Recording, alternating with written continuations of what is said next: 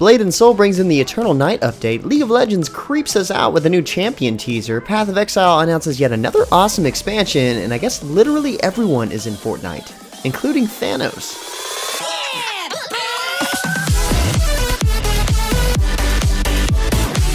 What's up guys, James Blonde here with a weekly recap for gaming news and announcements for the week of May 11th, 2018. And starting out the news this week, Pearl Abyss and Kakao Games announced that on May 23rd, the Lahn class will make its debut in Black Desert Online, bringing the game's class count to 16 total. This new class, however, is a martial arts focused class and uses the new class exclusive Crescent Pendulum weapon type. This moon-shaped blade is secured to the end of the length of the cloth, allowing for graceful sweeping attacks backed by her noble short sword offhand weapon. In addition to the new class, Black Desert Online is launching a subscriber event in celebration where new and existing players that subscribe to the Black Desert Online newsletter will be rewarded a couple of in-game items that seem pretty cool. This event is going on from the 9th to the 23rd of May, just in time for the new class launch. Also, this past week, Blade&soul introduced the Eternal Night update. This new content update brings with it the Nightfall Sanctuary raid, where players must break through the Celestial Emperor's automation guardians, known as the Peacekeeper and the Shield Bearer. There's also a new 6-player heroic dungeon, the Sandstorm Temple, in which players must prevent the madman brother Rukesh from escaping the temple and unleashing unspeakable horrors into the world. The update also features a slew of cost rebalancing and a simplified combat control option for new players, which is always cool. As with most updates, there's also class skill adjustments, but of course there are quite numerous, so check out all the details at the boobs&soul homepage, and also check out the Alienware Arena. There seems to be some giveaway posted there focused around this new update. In other news, Closers announced that its newest character, Harpy, will be available on May 22nd. The sultry and sneaky Harpy will showcase powerful kicks and energy-laden card attacks.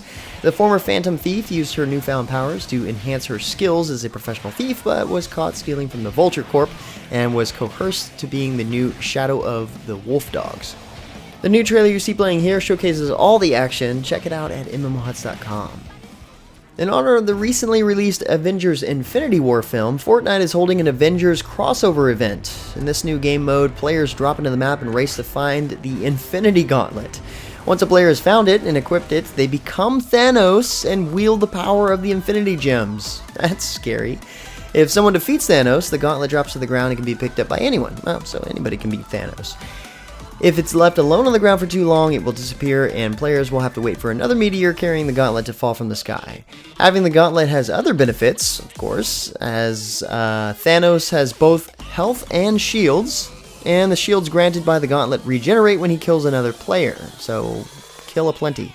Thanos is also immune to fall damage, of course, and does not build or use regular weapons, because why? It doesn't need to. This event is only available for a limited time, so make sure you log in, give it a shot. It could be gone in a snap of your fingers. And speaking of, Fortnite isn't the only one doing a crossover event. This coming week, starting on the 15th, Tera starts its collaboration with Attack on Titan. Running through the 29th, players on PC can purchase Attack on Titan style costumes and in-game items, things like Survey Corps emotes, scout outfits for every race and gender, and a little bit more. The event starts on the 15th, so we should have a little bit more details as we get closer to the start of that. Keep an eye out at MMOHuts.com for all the details. Next up, Worlds Adrift prepares for its early access release on May 17th next week with a brand new gameplay trailer. The new trailer you see playing here shows off plenty of the airship combat, intense grappling, and world weather effects that have physical impact on players, vehicles, and the world itself. I've got to say, this game isn't a free-to-play game, but it does seem like it could be a pretty decent alternative MMO, seeing that we never really got our EverQuest Next. Also this past week, League of Legends showed off a teaser for its newest champion, Pyke, the Blood Harbor Ripper. Betrayed by his comrades and apparently fed to a giant sea monster, he has returned from the dead to seek revenge on his betrayers. Not a whole lot more to tell you other than that his teaser is creepy AF.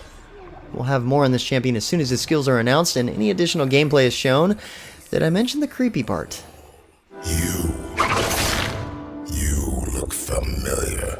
Talk about a teaser trailer, this one is a whole 13 seconds.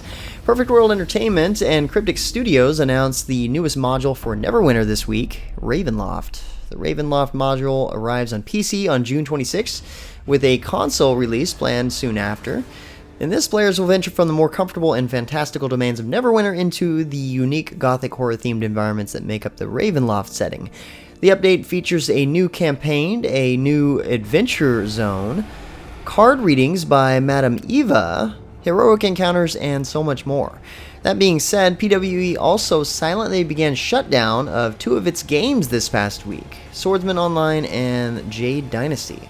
These closures are probably not too sad since there are plenty of other popular MMOs to spend your time on.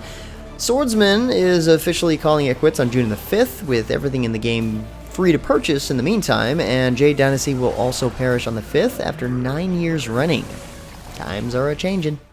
As a quick reminder for the fortunate ones who made it into the MapleStory II closed beta, the beta has officially started, if you didn't know. The other news that really isn't news is that the closed beta is only going on for a week, according to the official site post, before it moves on to its next phase. Nexon is still doing the road trip to closed beta events with a ton of stuff going on for the hype. They've got an events page to help players keep up, and like I mentioned in the past recap, you don't actually have to be in the beta to get the rewards, so if you plan on checking out the game, why not start now? And finally, for our last bit of news, Grinding Gear Games announced its newest expansion for Path of Exile, the Incursion League. Players will be able to travel back in time to the construction of the Temple of Atsuatl, kill its inhabitants, and manipulate its architects to achieve the desired temple layout and stats in the present day. Once enough incursions have been completed, players can raid the temple in the present day to claim the unique rewards lying within. The better and faster you manipulate and execute the incursions, the better the present day version of the temple will play in your favor as you raid it. It's almost like an epic heist, thousands of years in the planning. The structure of this event is such that players should be able to complete about 10 runs during the natural course of Path of Exile's main campaign. For more on this new expansion, check out the announcement video from our own Colton here on the MMOHuts YouTube channel, and more details at MMOHuts.com. Anyway guys, that's about it for all the major news and announcements for this week. Like always, thank you so much for your support. For more information on the news topics, check the links in the description below. Feel free to discuss the news and more news in the comments below, and don't forget to like, subscribe, and share this video. And until next time guys, that's going to be it for me. I'm James Blonde. See you out there, gamers.